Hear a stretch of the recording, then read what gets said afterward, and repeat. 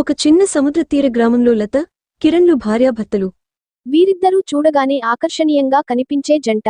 కిరణ్ 30 ఏళ్ల వయసులో ఆకర్షణీయ రూపం, ఆరోగ్యవంతమైన శరీరంతో గ్రామంలో అందరి గుండెల్లో స్థానం సంపాదించాడు.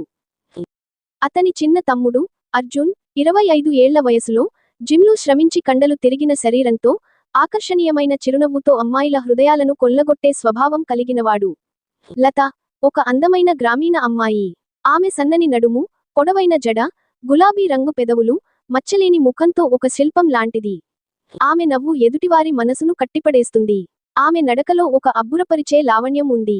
కిరణ్ ఒక ప్రైవేట్ కంపెనీలో ఉద్యోగం చేస్తూ కొత్తగా వివాహం చేసుకున్న లతను సముద్ర తీరంలోని ఒక చిన్న అపార్ట్మెంట్లోకి తీసుకొచ్చాడు.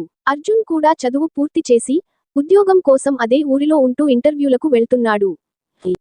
కిరణ్, లతల మధ్య ప్రేమ ఉన్నప్పటికీ రాత్రివేళల్లో కిరణ్ తన సుఖాన్ని మాత్రమే చూసుకునేవాడు.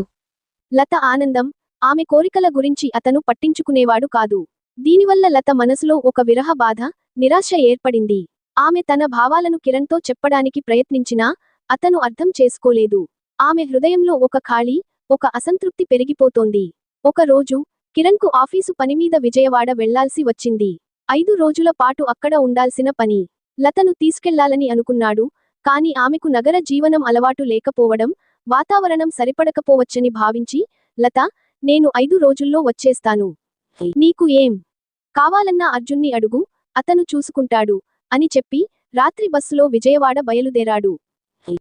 కిరణ్ను బస్సు ఎక్కించి అర్జున్ ఇంటికి చేరుకున్నాడు. లత అర్జున్తో, అర్జున్, నీవు భోజనం చేశావా? రా, అన్నం పెడతాను అని పిలిచింది. ఇద్దరూ కలిసి భోజనం చేసి ఆ తర్వాత వారి గదుల్లోకి వెళ్లి పడుకున్నారు. కానీ లతకు ఆ రాత్రి నిద్ర పట్టలేదు. ఆమె మనసులో ఒక అసంతృప్తి, ఒక విరహ బాధ తిరుగుతోంది. ఆమె సిల్క్ నైటీలో సముద్ర తీరం గాలి వీస్తుండగా బాల్కనీలో నిలబడి చంద్రుని చూస్తూ ఆలోచనల్లో మునిగిపోయింది. అర్జున్ ఆమెను గమనించి, వదినా, ఏమైంది? నీవు సరిగా అన్నం తినలేదు, ఒంట్లో ఏదైనా బాగోలేదా అని ఆమె దగ్గరకు వచ్చి అడిగాడు. లత అతని 6 అడుగుల శరీరం, బలమైన చేతులు, మెరిసే కళ్లను చూస్తూ కొంచెం కంగారుపడింది. ఆమె నైటీలో ఆమె అందాలు స్పష్టంగా కనిపిస్తున్నాయి. సముద్ర గాలి ఆమె జుట్టును ఆడిస్తోంది.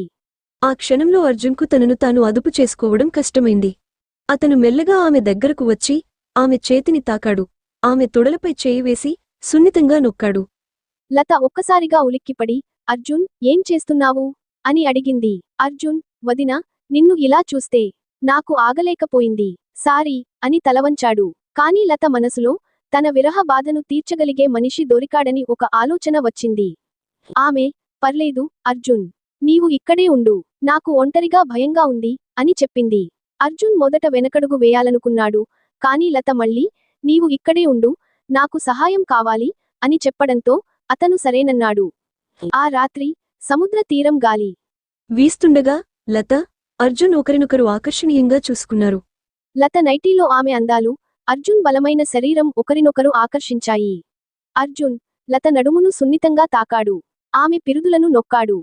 లత తన విరహ బాధను మరచిపోతూ అతని స్పర్శలో మునిగిపోయింది. ఆ రాత్రి ఇద్దరూ ఒకరినొకరు ఆలింగనం చేసుకుని కామక్రీడలో మునిగిపోయారు. అర్జున్ లత పెదవులను ముద్దాడుతూ ఆమె అందాలను తాకాడు. లత అతని బలమైన చేతుల్లో సముద్ర తీరంలోని గాలిలాగా స్వేచ్ఛగా మునిగిపోయింది. ఆ 5 రోజులు వారు ఆనందంగా గడిపారు. లత తన జీవితంలో మొదటిసారి అసంతృప్తి తీరిన అనుభూతిని పొందింది. కిరణ్ విజయవాడ నుండి తిరిగి వచ్చాడు. అతనితో ఆ రాత్రి లత ఎంజాయ్ చేసినప్పటికీ ఆమె మనసులో అర్జున్తో గడిపిన క్షణాలు గుర్తొచ్చాయి. ఆమెకు తన భర్తను మోసం చేసిన బాధ, అపరాధ భావం కలిగింది. ఒక రోజు కిరణ్ ఆఫీసుకు వెళ్లిన తర్వాత లత అర్జున్తో మాట్లాడింది. అర్జున్, మనం చేసింది తప్పు, ఇంకెప్పుడు ఇలా చేయకూడదు అని చెప్పింది.